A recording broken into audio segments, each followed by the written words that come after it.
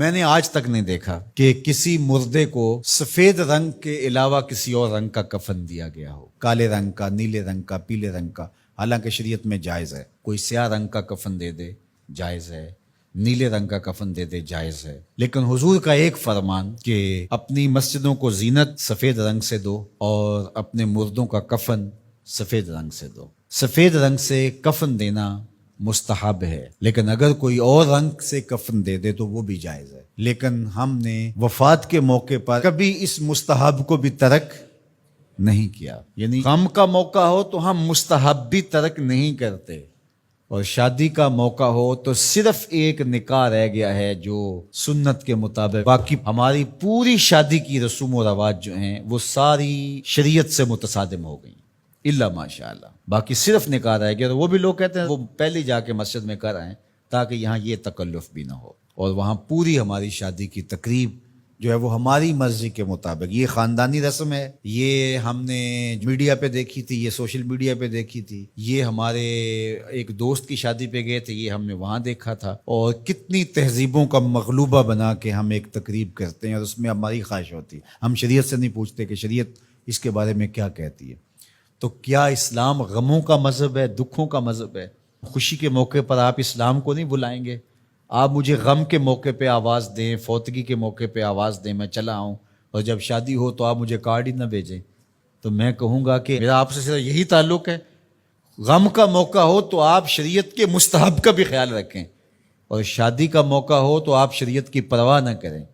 تو یہ تو پھر آپ کی مرضی کا دین ہوا نا، جہاں چاہا اس کو پسند کر لیا، جہاں چاہا دین کو چھٹی دے دی۔ کاروبار میں، اپنے طرز زندگی میں، اپنی سیاست میں، اپنی پارلیمنٹ میں، اپنی کچہریوں میں، اپنی عدالت میں، اپنے میڈیا ہاؤسز میں کہیں دین نہیں ہے۔ دین کہاں رہ گیا؟ اللہ اکبر۔ اقبال نے جو شکوہ میں کہا کہ اگر مسجد میں صف آرا ہوتا ہے تو غریب، دین غریبوں کے پاس رہ گیا۔ دولت بڑھتی جاتی ہے تو دین بھی مرضی کا ہوتا جاتا ہے۔ مولوی صاحب کو پابند کرنے چاہتے ہیں لوگ کہ آپ اس طرح کا دین دے جس طرح ہم چاہتے ہیں، تو یہ تو اپنی خواہش اور آرزو اور تمنا کا نتیجہ ہوا۔ تو اللہ فرماتا ہے پھر یہ کیا ہوگا اگر تم ایسا کرو گے تو آخرت رہی، وہاں تو اشد عذاب تمہیں ہوگا ہی، دنیا میں بھی تمہارے لیے خزی رسوائی ہے۔ اور آج ہمارا مسئلہ کیا ہے؟ آج ہم نہ دنیا دار ہیں نہ دین دار ہیں۔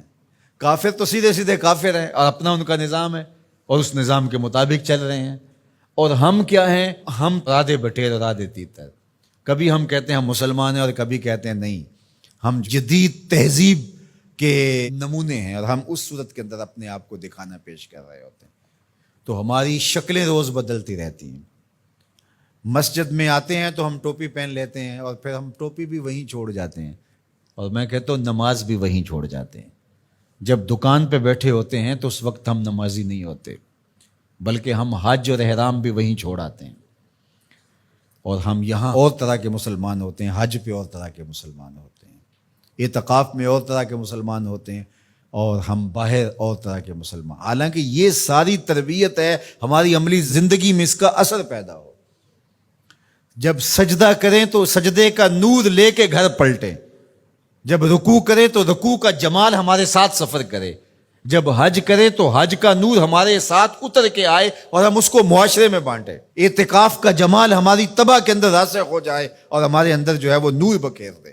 تو مسلمان کا دین اور دنیا الگ چیز نہیں ہے، مسلمان کا دین اور دنیا ایک ہی چیز ہے، اور وہ اکٹھے چلتے ہیں، اور ان کو جدا کریں گے تو پھر چنگیزی کے علاوہ کچھ باقی نہیں رہے گا۔